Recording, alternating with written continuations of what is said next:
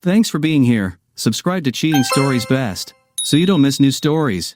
Being at a party, a husband not finding his wife decided to check all the bedrooms, and in one of them he saw this. Today's story has a similar plot. Enjoy it! Janet Simpson burst into the living room, put her hands on her hips, and shouted, "Damn it, George, are you going to take out the trash or not?"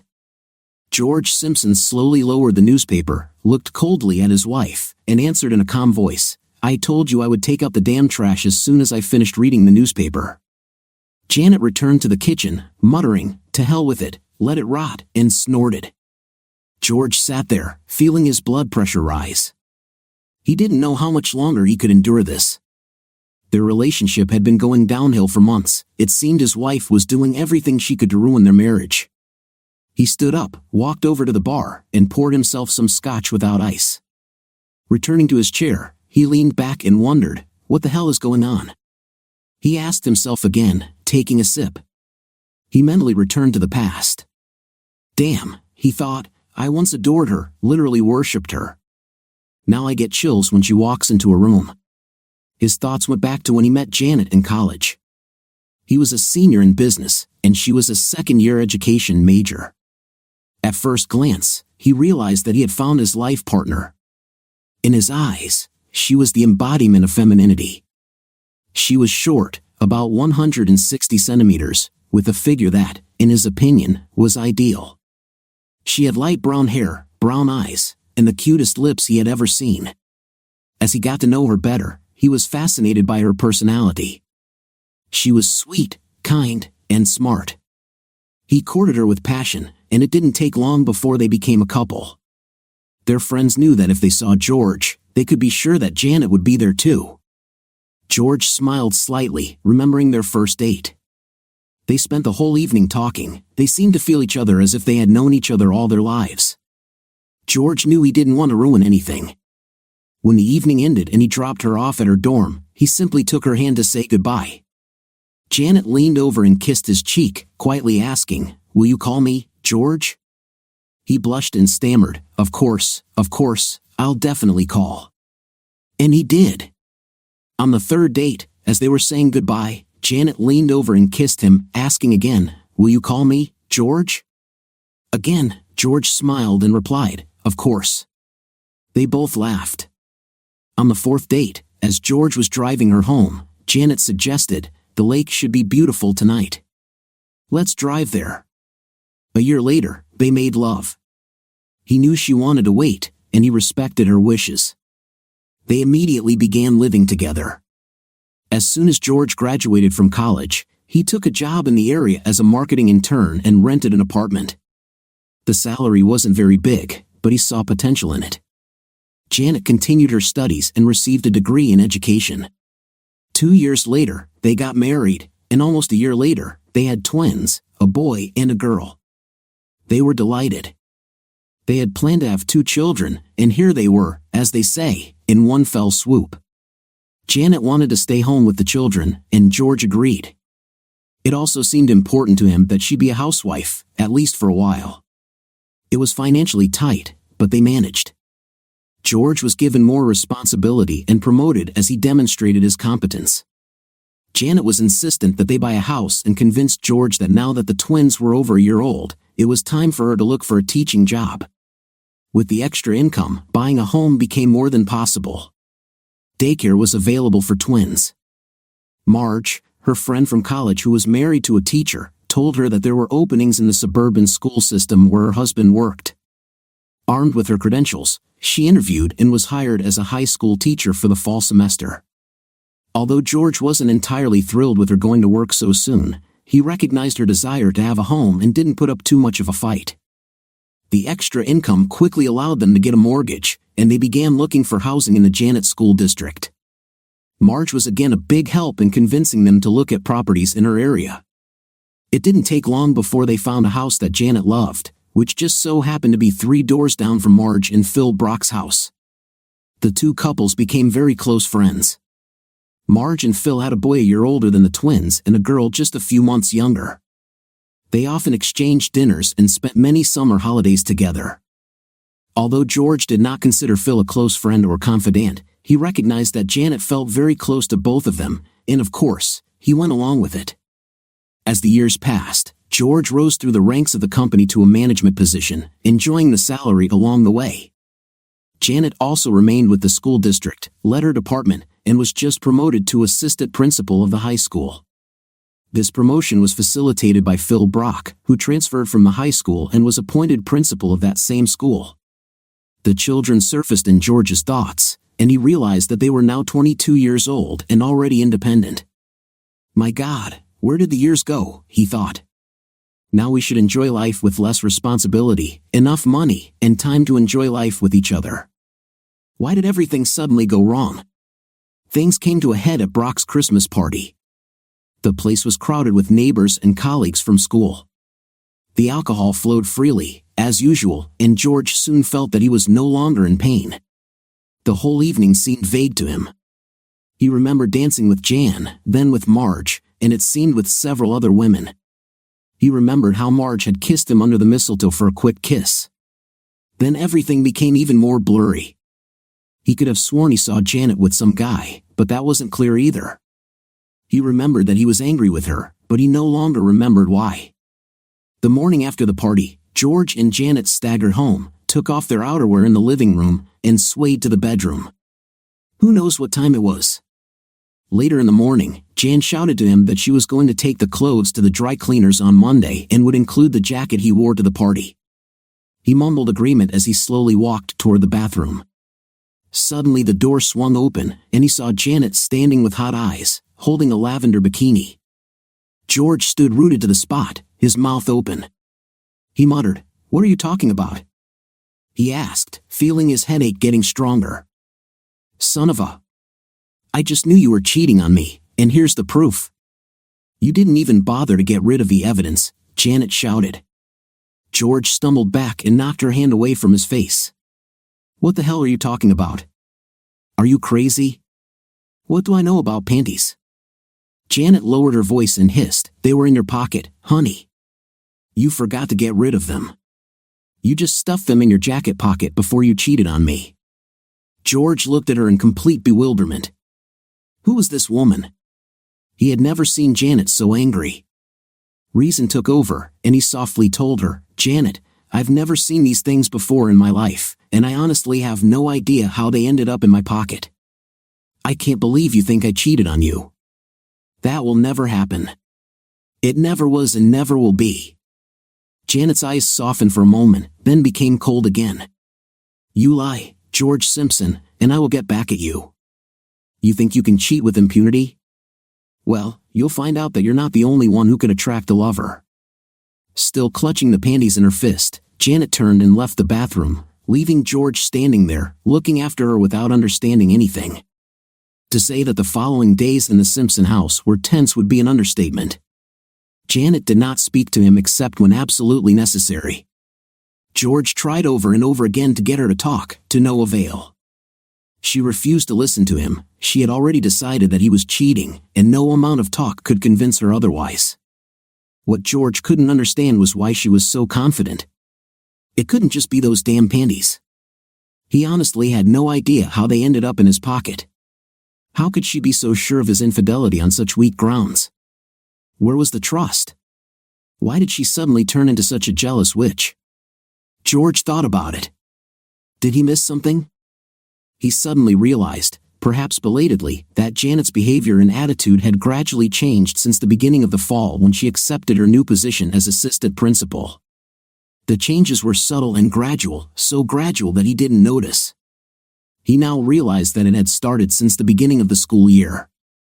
Janet seemed a little withdrawn and thoughtful, as if she had something on her mind. Little by little, she became irritable and impatient with him. Little things drove her crazy. By the end of the year, she was almost a different person.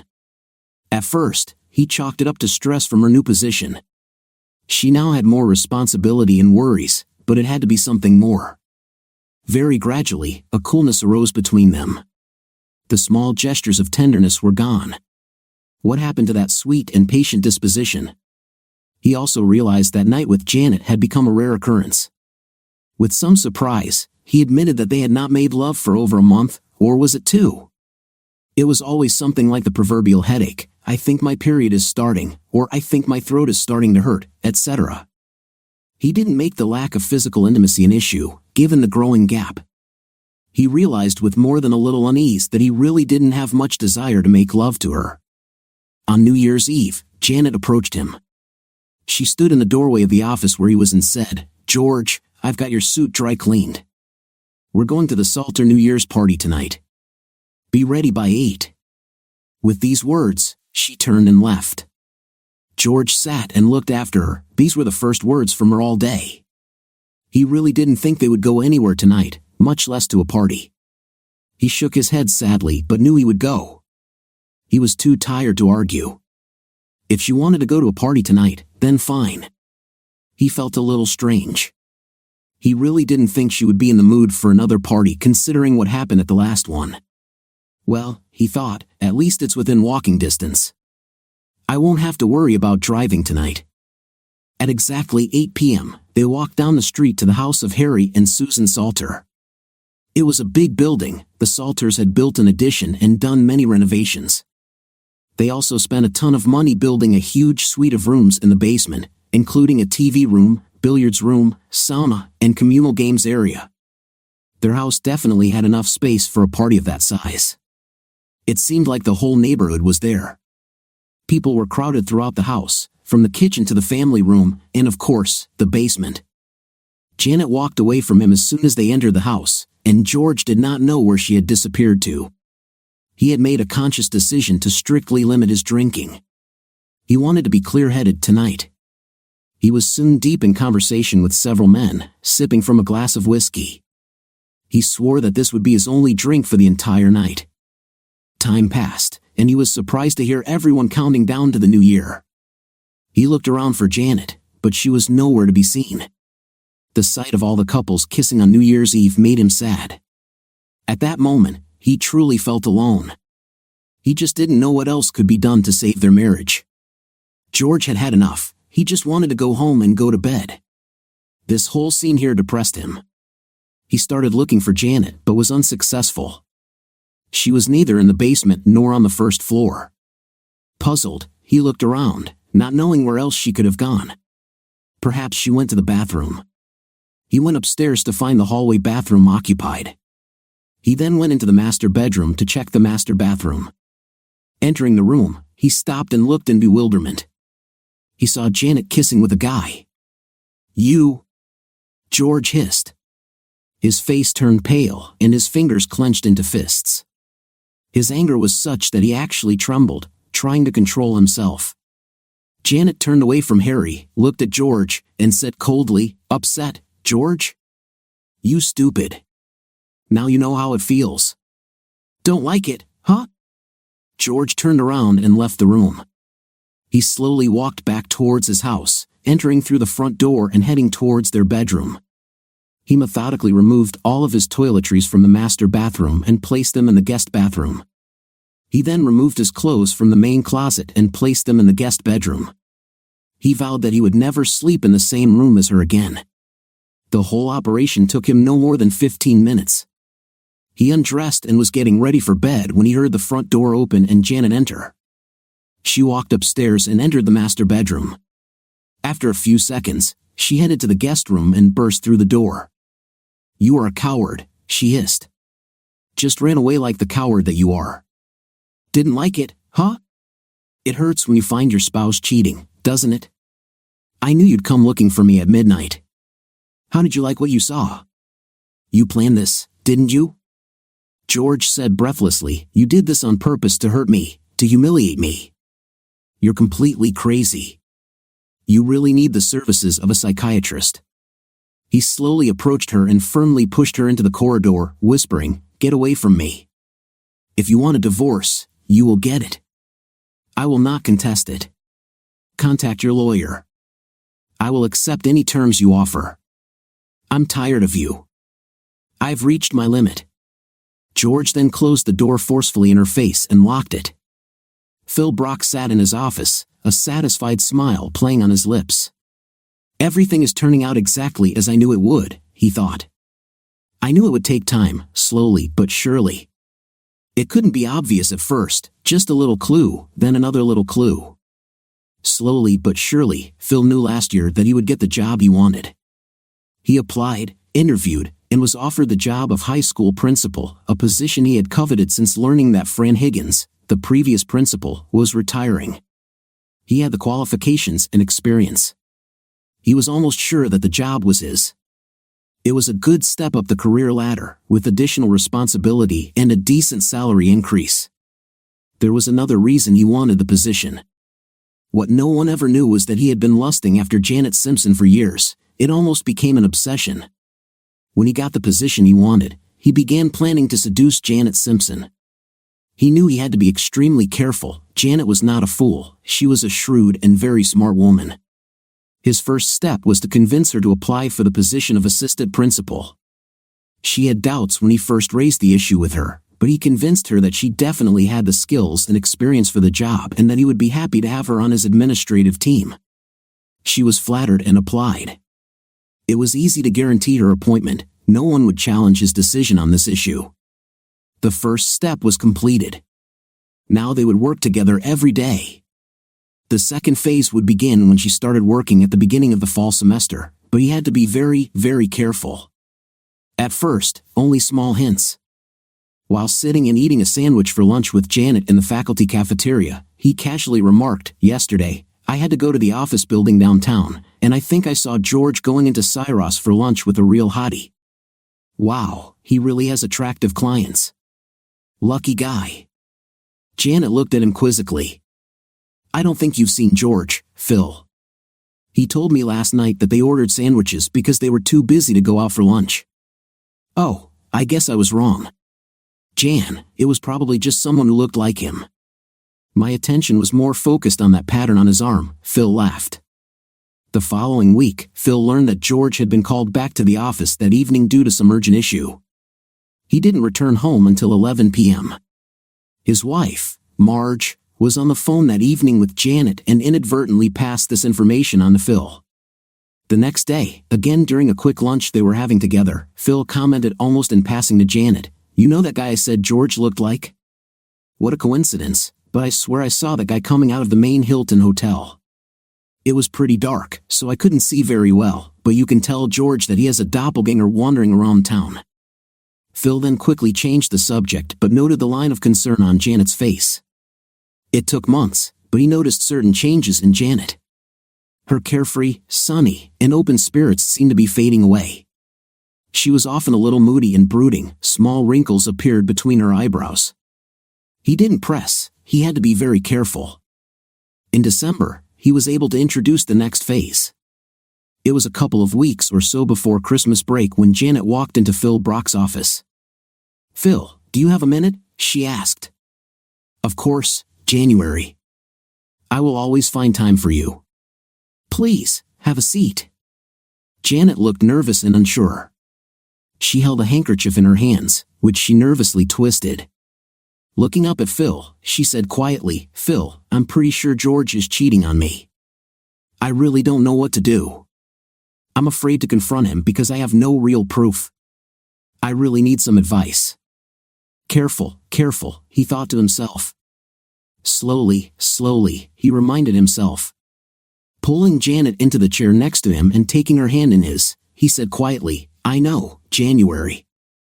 I've suspected it for a while now, but I really didn't know if I should even bring it up with you. What should I do, Phil? I love him. I don't want to lose him, but I can't come to terms with this," she said with tears in her eyes, stroking her hand. Phil looked at her seriously.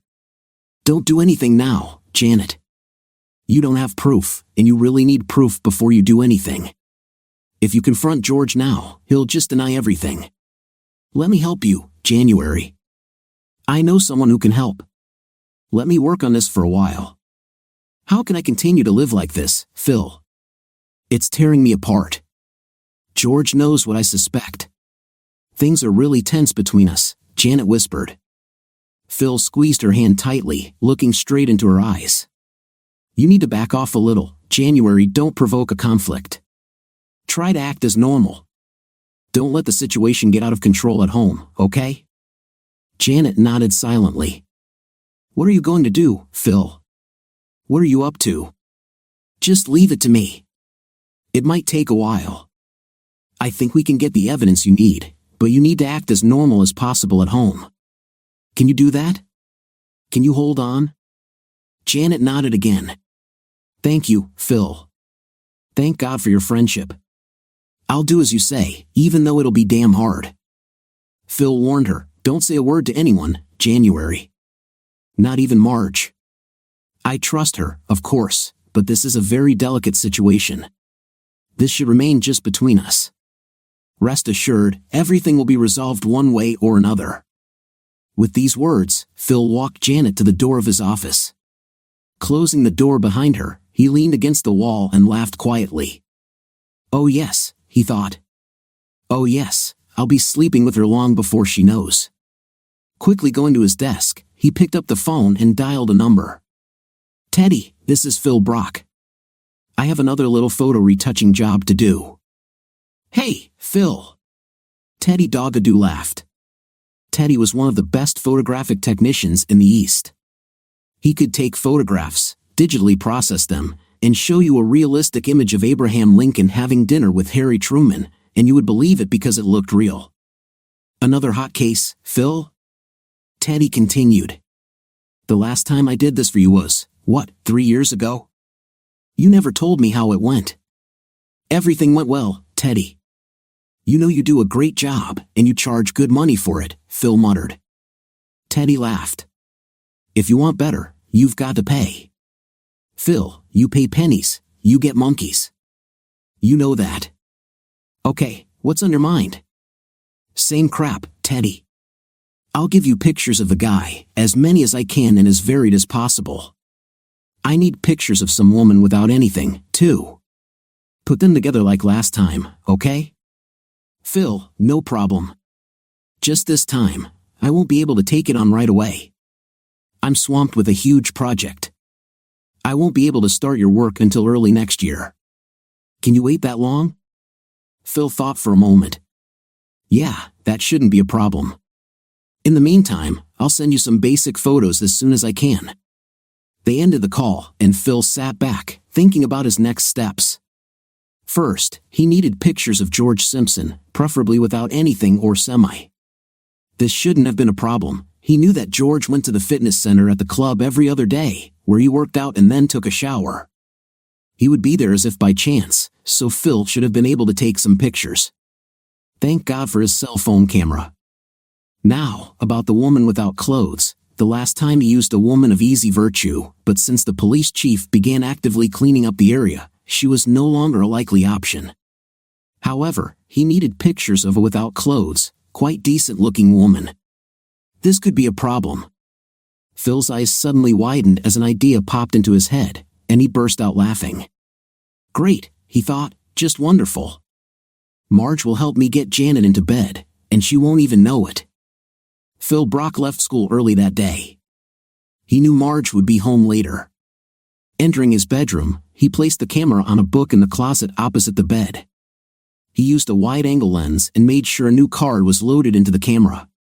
He then set the timer to take a frame every 30 seconds. It would start the timer when appropriate. He stepped back and laughed. Damn, I'm so, brilliant. Phil made himself a drink, sat down in a chair, and turned on the news on TV. A little later, his wife entered the house. Marge, glad you're back. Don't worry about dinner, I'll treat you. You deserve good food cooked by someone else, Phil said with a smile. Marge stopped and looked at him in surprise. You're kidding, right? What's the reason? No special occasion, darling. I just want to show my gratitude for everything you do for me, Phil flattered, smiling. After dinner, Phil helped her up the stairs to her bedroom. That evening, he was able to get the photos he needed. The next day, New Year's Day, Janet was sitting alone in the kitchen. George had left early. No one knew where she heard him leave the house early in the morning, but she did not leave the room until she was sure he had left. She really couldn't face him. Her emotions were agitated, a mixture of anger, pain, jealousy, fear, and shame flooded her thoughts. Perhaps George is right, she thought. I could really use a good psychiatrist or at least a good divorce lawyer. It seemed pretty obvious that their marriage was over, and as far as she could tell, she just couldn't think of a reason for it. Why did George do this? She cried again and poured herself a cup of coffee. The next morning, Janet was called into Phil Brock's office. When she walked in, Phil noticed what everyone had been talking about, Janet Simpson's appearance. She was emaciated and pale. It was obvious that she had lost weight, and her clothes seemed a little too big for her. "It's time to end the game, Janet," Phil said. "Good to see you. Please, have a seat. We have a little problem regarding our trip to the university.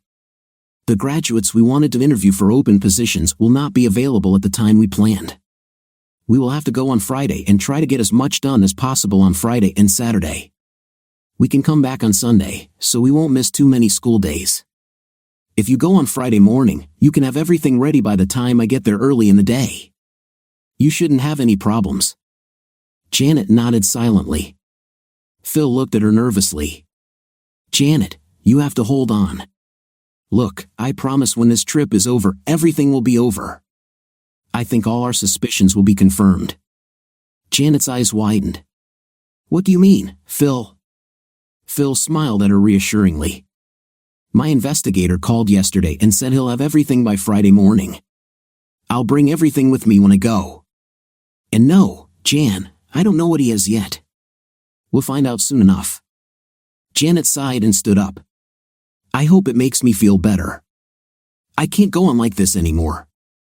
I'll really be glad when this is all over. Thanks again, Phil. I really appreciate all your support." Phil touched her arm as she walked toward the door. "Don't thank me yet, January. We're not done yet, but I promise everything will be fine." Early that Friday morning, Janet Simpson was driving along the highway toward the university. She drove the car, sticking to the speed limit almost mechanically.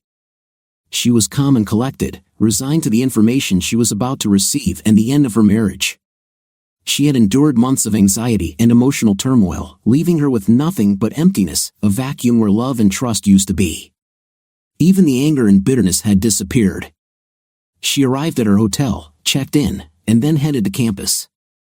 She went through the motions of setting up some interviews they were supposed to have later in the day. She tried to occupy her mind, not thinking about what Phil had, but knowing that the result would be what it should be.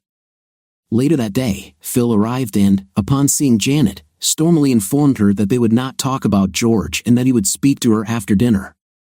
Janet saw that he was clearly very upset and was puzzled. He seemed to have heard news that upset him much more than George's supposed infidelity. She sighed, knowing she would have to wait. Dinner that evening at the hotel with Phil passed almost silently. Phil seemed thoughtful and drank more wine than usual. He insisted that she join him by pouring her a glass, but she only took a sip from her glass, not wanting to get drunk. She felt that she would need all her mental faculties that evening. "Phil, that's enough," Janet insisted. "There's clearly something you want to tell me, something that upsets you. We need to talk, and we need to do it now." Phil took a deep breath and replied, "Yes, you're right, January. It's probably time. Come up to my room, and I'll show you what I have." He stood up and, lowering his shoulders, led her out of the dining room. Entering his room, Phil sat her down on a chair and began to walk back and forth.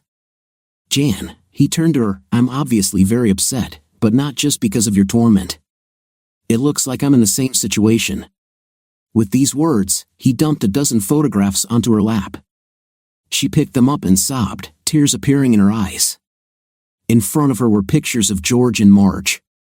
She quickly looked away, the scenes before her were like acid to her soul. In an instant, she had the proof she needed but desperately didn't want. But Marge. She began to cry. "One of my best friends. Why Marge?" She sobbed, looking at Phil. She saw him standing there with his head down, a look of complete defeat on his face. She suddenly understood how he felt, and her heart responded to him. She quickly stood up and hugged him, holding him in her arms. "Oh my God, Phil, it must be devastating for you to find out so suddenly and without warning," she said. She knew how he must feel, and her heart ached for him. Everything was coming together now. All the months of planning were about to work out. He kissed her. "Oh, Janet, I really need you," Phil whispered to her. The sudden affectionate treatment caused Janet to start and wake up from her daze. Janet was what George called her when they made love. She realized what was happening, what she was on the verge of doing, and placed her palms on Phil's chest. She gently pushed him away. Phil felt her tension and froze, instinctively understanding that the mood was spoiled and the temptation would not take place. Fury took hold of him, and he trembled with hot anger. All these months wasted, all for nothing. "No," he screamed to himself. "I'll kill her first." He fought to regain control, suppressing his irritation. If not Plan A, then he would have to use Plan B, he thought desperately. "I'm really sorry, Phil. I just can't." "I hope you understand," Janet said. Phil's tough exterior weakened as he accepted his new role. "I understand, Janet. I'm really sorry that I lost control. I assure you it won't happen again. Forgive me," he begged. Janet stroked his cheek affectionately. "Of course, Phil. This is a shock for both of us. We both need to think about what to do. I suspect that my marriage is really over," she said with a quiver in her voice. Phil Brock turned and poured 2 glasses of whiskey from the minibar in his room. Turning to Janet, he said, "Well, at least we can have a drink and maybe toast to our new position. You can at least have a drink with me, Jan, can't you?" "Sure, Phil, but just one." "Then I better get going. It's getting late, and I have some decisions to make." She sat back down and watched as Phil made himself comfortable on the bed. They drank the smooth whiskey slowly and wondered what Monday would bring. It didn't take long before the glass slipped from Janet's fingers and fell to the floor. Phil watched as she drifted off to sleep with satisfaction. The pill always worked. She was unconscious for several hours. He knelt in front of her and laughed quietly. "One way or another, honey, we will have an intim, and this will not be a one-time occurrence."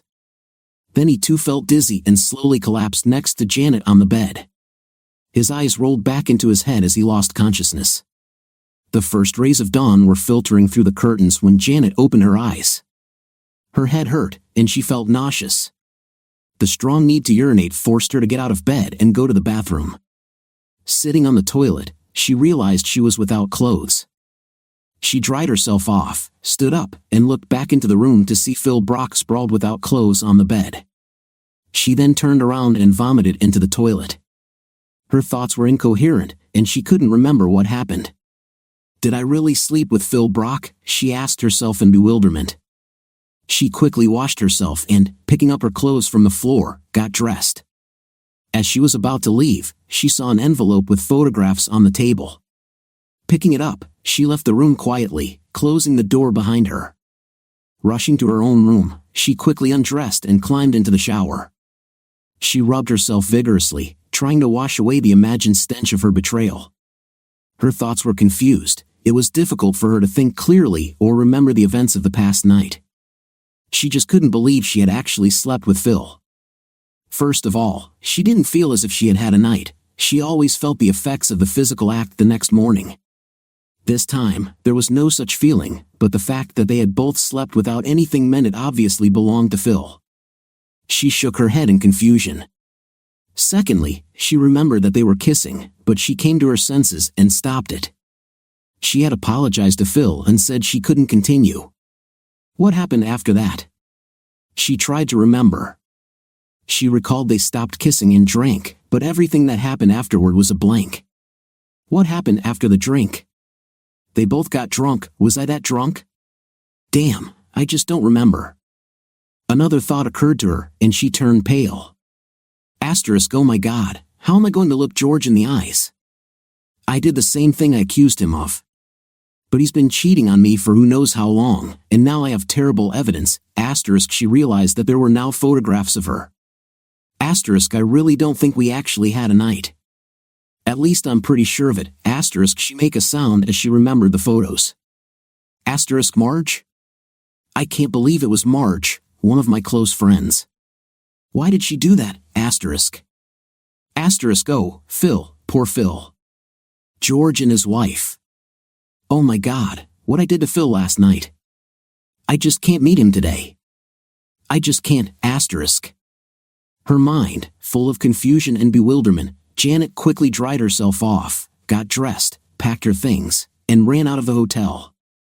When she got to her car, she threw her bag in the back seat, then jumped behind the wheel and drove home. Driving along the highway, she again tried to make sense of what was happening to her. Asterisk, perhaps George is right. Perhaps I really need a psychiatrist, asterisk, she thought. Asterisk, but he cheated, I knew it then, and now I have horrifying proof. He cheated on me with one of my best friends. How is this possible, asterisk?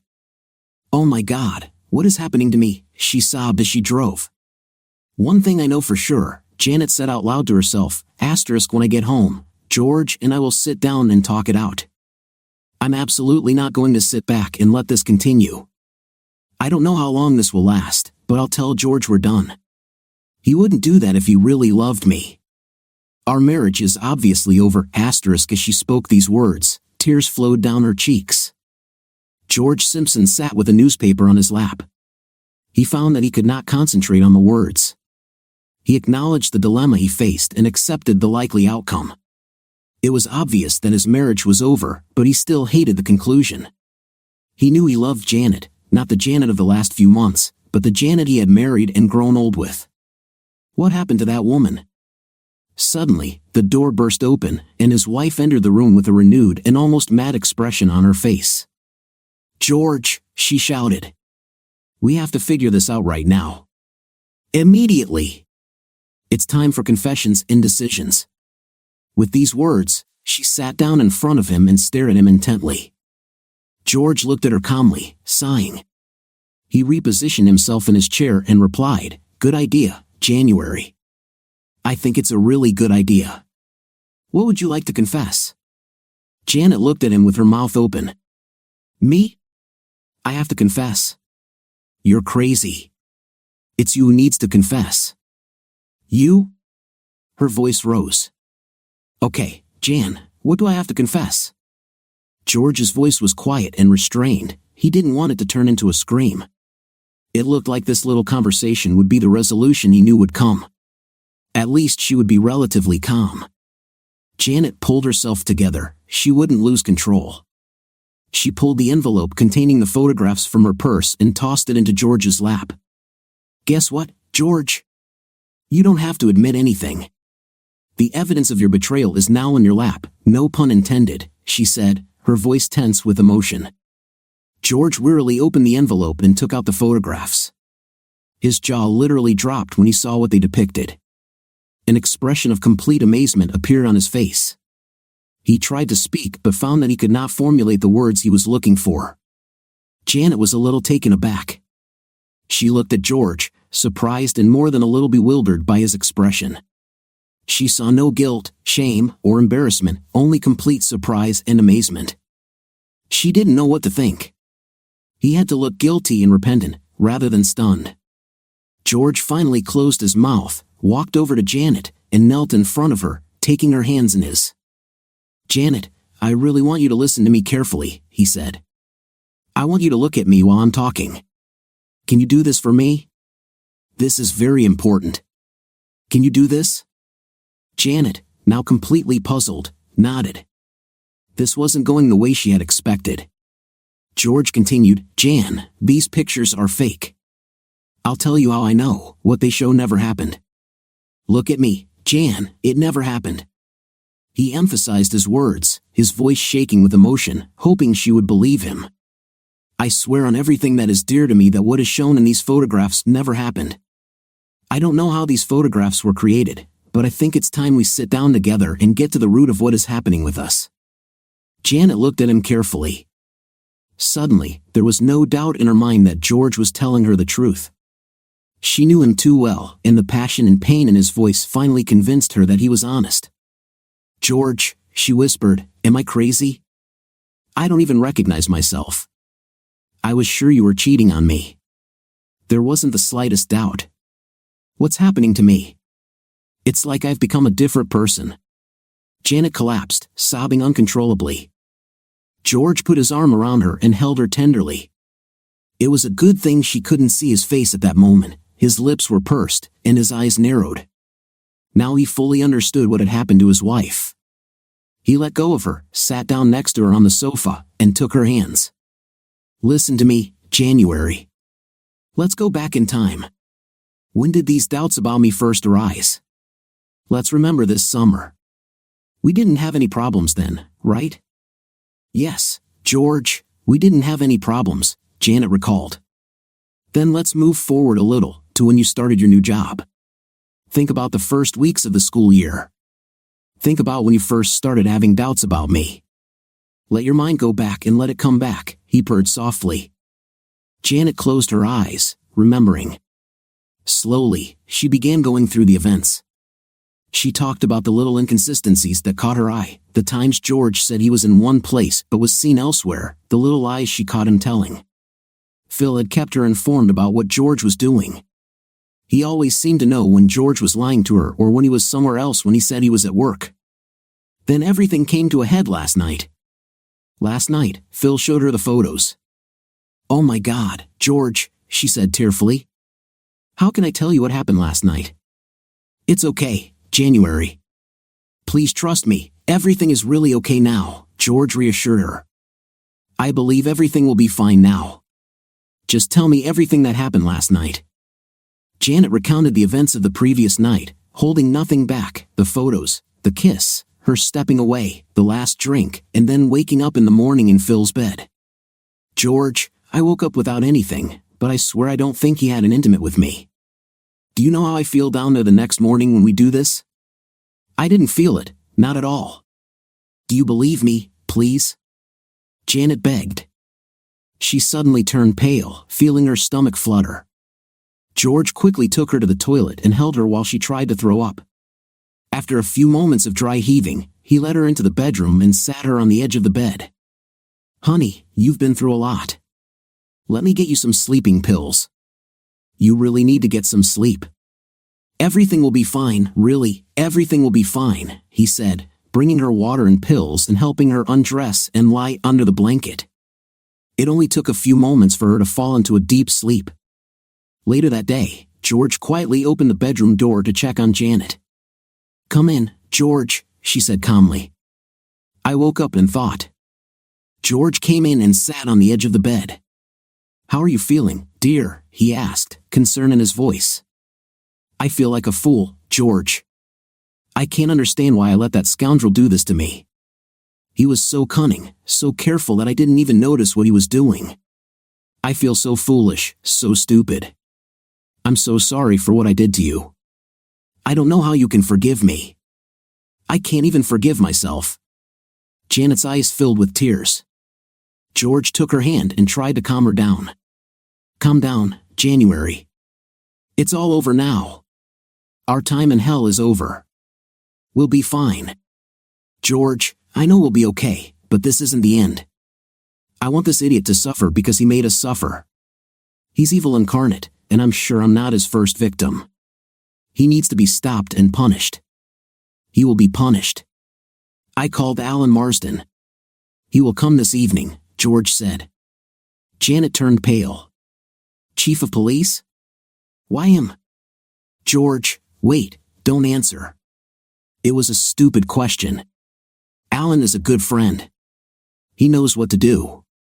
That evening, Alan Marsden settled into a chair in the Simpsons' living room, listening to their story. After they finished, George handed him the photographs. If I didn't believe your story before, these photos definitely confirm what you told me, the chief commented. You understand, Jan, Brock is not done with you yet. From your description of his pursuit, it seems that he will now follow you on a different path. It appears that he is obsessed with you, and you need to be prepared to deal with his downfall. We're likely dealing with an intimate addict who needs to be stopped. Janet nodded. I understand that this is not the end, Alan. I will do whatever you recommend. I agree, he needs to be stopped. Okay, Alan continued. I have an idea that I want to explore. Janet, I'm pretty sure Brock will call you into his office on Monday morning. It's important that he doesn't know that you've talked to me about all of this. I'm also pretty sure that his pursuit will now take a different turn, and I think I know what it will be. Jan, remember you didn't talk to me, and if he asks about George, tell him he's on a business trip and won't be back for a couple of days. I want him to think that everything remains the same in your tense relationship with your husband. He shouldn't know that George is aware of what's happening. Can you do this? Janet nodded again but was puzzled. George interrupted. What are you up to, Alan? Can you share your plans with us? Sorry, guys, Alan replied. It's really best that you two just relax and let me do what I need to do. I promise I know what I'm doing. But now I think it's time for me to go. I'll take these photos with me. I want our lab to study them. They are fast, and we'll find out how they were forged. Alan kissed Janet on the cheek, shook George's hand, and walked out the front door, leaving the couple to stare after him with worry written all over their faces. Later that evening, before going to bed, Janet turned to George and quietly asked, George, will you sleep with me tonight? Just hug me, nothing more. Of course, George replied, and they both smiled. Early Monday morning, as Alan Marsden had predicted, Janet was called into Phil Brock's office. Sitting down without any instructions, she simply looked at him. Phil seemed a little taken aback by her obvious antagonism. You left a little abruptly, Phil began. You were supposed to help me with interviews scheduled for Saturday. This kind of shirking of responsibility will not reflect well on your performance evaluation. Janet continued to stare at him and then snapped, Stop talking nonsense, Phil. I am fully aware of your plan, and it is time to tell you that it is all over. You can forget about it. It's your fantasy that will never happen. Phil Brock grinned evilly at her. Don't be too sure, darling. I've got a bunch of new photos that I'm sure you won't want to show your husband or the school board, for that matter. They won't look too nice, an administrator who uses a school trip for intimate fun and games. I don't think George would be too happy either. Or will you show him the photos taken from my room? Will everyone know about your hobbies, you an idiot? Janet hissed, Did you take pictures of me, you idiot? These photos will show that I was unconscious and not to blame for what some idiot did to me. No, that's not true, Janet. They show what you need, he grinned. Photos always work if seduction doesn't. I'm not your first, am I? Janet's eyes sparkled. You've done this before? I should have known. Phil spat in her direction. Our schools are full of very beautiful women. I've been having fun the last few years. I must admit that you were the most interesting, but I had to play with you for quite a long time. The reward better be worth it, he chuckled. Janet gasped, suddenly remembering Sue Trani. She guessed that Sue and her family had left suddenly last year without saying goodbye or explaining the situation. She had taught at the high school when Janet was there. She left because of you, didn't she? Janet sat in horror. Yes, Phil waved his hand dismissively. She ran away from me, said she couldn't continue sleeping with me. Her marriage was more important than her job. In this case, seduction worked better than photographs, he laughed. Listen, Janet, his eyes became harder and his voice deeper, now it's time to talk about you. You know that the photos I have of you will ruin your life if they get out. Your career will end, and so will your marriage. You'll be the laughingstock of the whole neighborhood. They may even appear on the internet. Would you like that? You rotten man, you're going to blackmail me, Janet said with disgust in her voice. You'll never get away with this. Of course I will, Phil chuckled. It's a little blackmail between friends. This is how it will be. Otherwise, I will ruin you. You will do everything I tell you to do. This is your future, at least for now. Suddenly, the door opened, and Alan Marsden walked in, followed by two uniformed policemen. Hi, Phil, how are you? I have a search warrant and a warrant for your arrest. Do me a favor, Phil, try to resist. Turning to the police, Alan told them to handcuff Phil and read him his rights. Phil Brock's face showed shock. He was unable to utter a word as he was taken out. Alan turned to Janet. Janet, it looks like you're in charge here, at least temporarily. It's time for you to get busy. You're going to have a busy day. Later that evening, Alan Marsden was again sitting in the Simpsons' living room. He held whiskey and water, just like George. Janet sipped a glass of white wine. Okay, Alan, let's hear all the details about how you arranged this, George said. It wasn't really that hard, Alan said. As I listened to you two and heard everything, it became obvious that Brock was going to confront Janet on Monday. Remember, you told me that seducing him didn't work.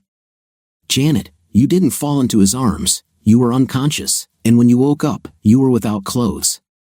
It was obvious to me that he had photographed you, and it was more than likely he would use those photographs to blackmail you. After I left you on Saturday, I called Judge Tanny, Alan continued. You know Keith Tanny? It was more of a statement than a question. What you may not know is that Keith Tanny had a serious run-in with Phil Brock several years ago when Brock was an assistant principal at the high school. It seems that Keith's son Ricky called Brock a turd, and Brock did everything he could to get the kid expelled. Mind you, he was clearly overreacting. In any case, it was just a storm in a teacup. The child was suspended for a couple of days, and that was it. Since then, he considers Brock a bad example of a teacher. Alan suddenly grinned like a cat who had caught a mouse.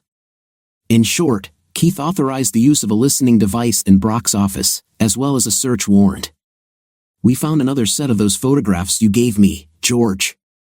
And by the way, our laboratory quickly determined that they had been doctored. Alan approached Janet. Janet, we'll keep everything on tape. I don't think he'll be bothering you or anyone else anytime soon. The school board has already met in an emergency session and suspended Brock, awaiting the outcome of the trial. Tomorrow, you'll find that you've been appointed as the temporary director.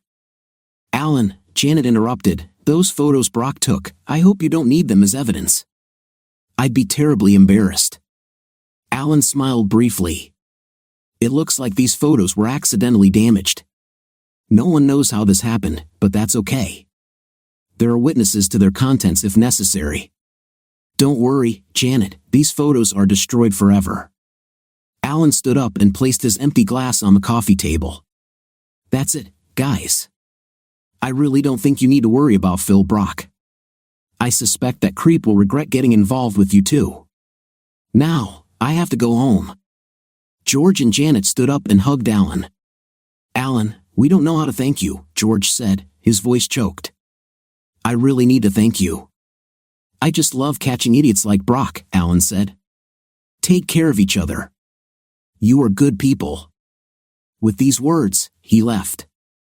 George and Janet looked at each other. Jan, it's late. Let's go to bed, George said quietly. Janet turned to him and kissed him tenderly. Of course, George. Of course, and they both smiled. What do you think of our short story today?